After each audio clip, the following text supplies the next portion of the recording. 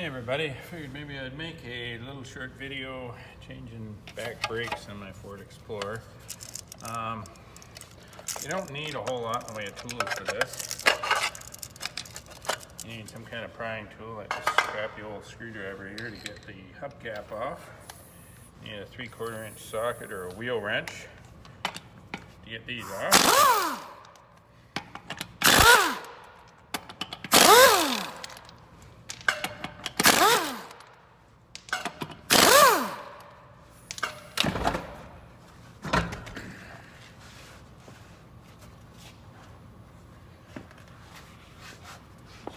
Wheel out of the way here so that I've got something to sit on. Hey, you want your vehicle to be supported pretty good. I've got a big monstrous jack under it here. Even if the jack collapses, this will still be off the ground, and I'm not going to be working under any of this, so it's safe enough. I am going to move you around a bit. Okay, there we go, we're back in business. Got some light on the situation. Okay, now I have a 10mm socket on a ratchet here. There's 2 slider bolts. One here is the brake line almost up against it. There we go.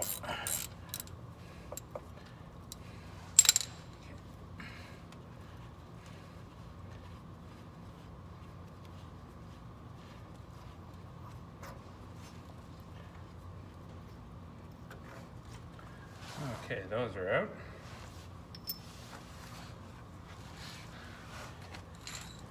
Okay, now I'm going to take my old crappy screwdriver, or little pry bar, or whatever you got. Just pry that caliper out of there. There's these little stainless steel slider things here. My brakes that I bought have new ones, so those will be getting changed. Now I'm going to just move a bucket over here. That's not too bad. I don't like to have my brakes hanging from their hose, so I stick a bucket or something. Okay, now this outer pad is held in here by this clip, which if I'm lucky, should come out without too much trouble.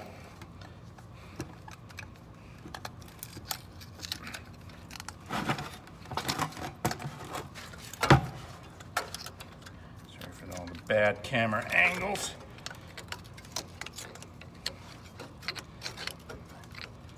I know there's guys on YouTube that make this stuff look easy. Their camera work is excellent and all that. I'm not one of those guys. Now these brakes were at the absolute end, and really by rights this rotor should be changed. One on the other side's okay, but this one isn't good. But this is an old cheap dirty work vehicle, and I'm not spending any more money on it than I have to keep it safe and mobile. Okay, now I've still got the inner pad there. Take this clamp.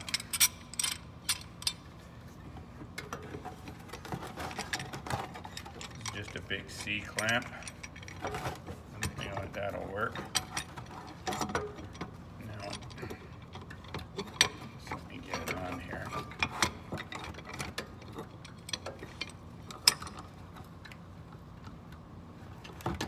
Okay, now you don't want to push super fast. You just want to ease that piston back in. You start pushing super fast, you're on the risk of blowing the seals and stuff like that. You don't want to do that.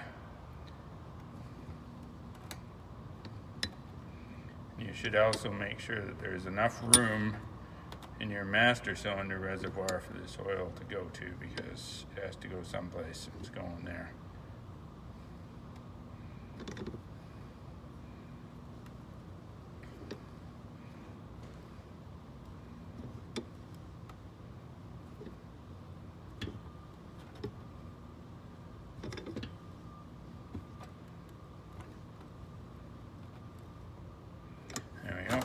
back. Okay, when I put this clamp on, I put it right on the end of this bolt here. Your caliper may be different, but whatever you do, you don't want to clamp on the hose, and you don't want to clamp on this bleeder right here. You want to avoid messing those things up. Now this right here pops in there like that.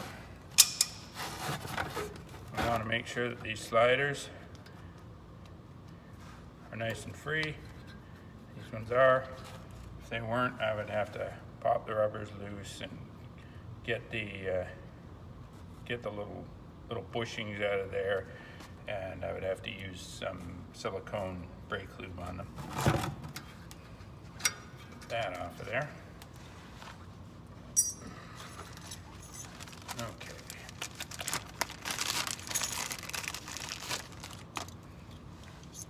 Here's the new little wear pieces here. I should just snap on there like that. Take a bit of force to get on.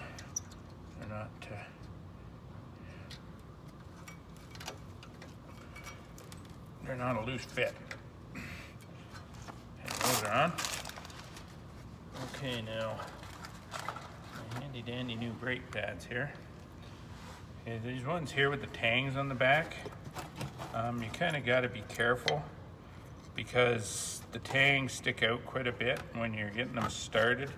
It's easy to do something like get them on the outside and run them through the dust seal. You don't want to do that. So you just need to be careful to get them started nicely. And these require a lot of force to get in.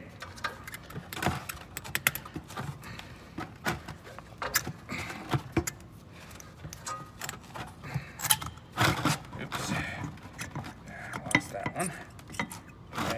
Try again. It's a little awkward doing this and trying to stay out of the way of the camera and so on.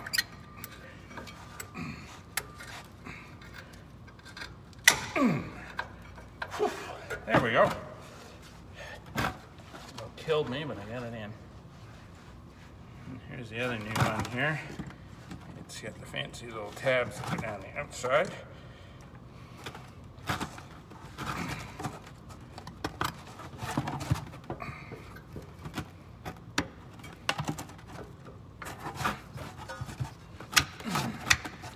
Those also, believe it or not, require finger force. Hey, here's a handy dandy lubricant here that comes in the kit. It's just got a little tear off top, which I've already torn off. And you want to lube where these pads are gonna ride here. You want to lube that up good.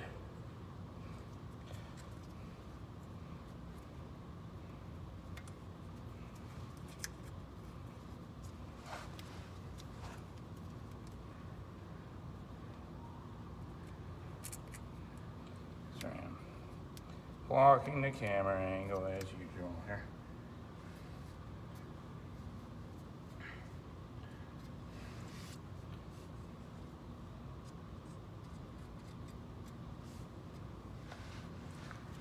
That's looking pretty good. If I did want to change this this rotor here, it's it'll be rusted onto the axle a little bit right here. So I'd have to tap on it and wiggle it and it will come off. And then I can just slide a new one on. This one has got e-brake shoes in the inside of it, but I believe that I wouldn't have to back those off or anything. This feels like it would probably come enough effort. But I'm not changing it, so I'm not gonna mess around with it. Okay, now this should drop right on here. Start at the bottom on this one. And we gotta make sure that these sliders are back far enough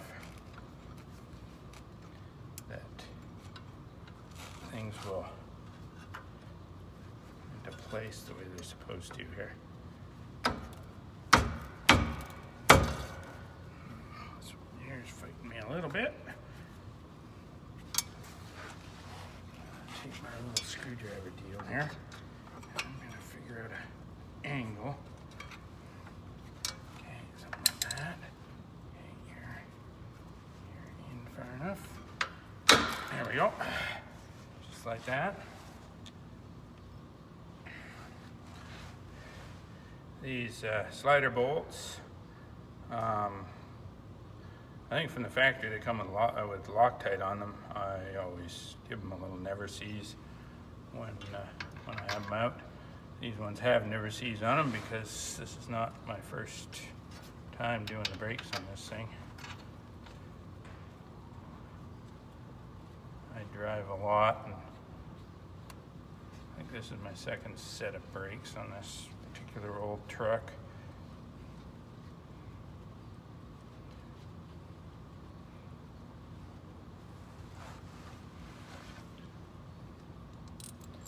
These will have a torque spec to them. I'm guessing it's probably like 35 or 45 foot-pounds or something like that, but I'm just tightening them up. They need to be tight, but not too tight. Just snug, right? You know, for me, that's, if I can't move it with one finger, that's probably tight enough. Okay. Put stuff out of the way here. I'm gonna fish the light out.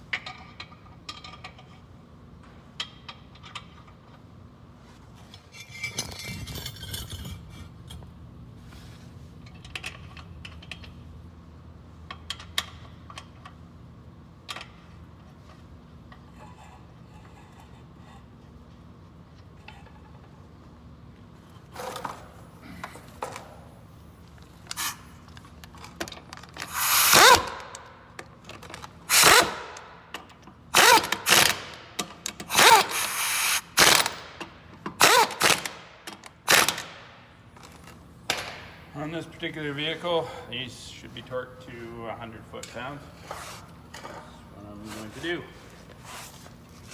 Anyhow, that's all there is to the rear brakes on a 1997 Ford Explorer. I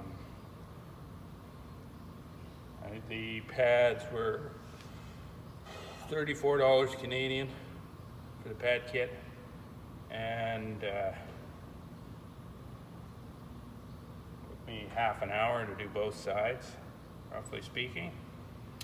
And if you took it to a garage, they'd probably charge you a couple $100. Have a good one.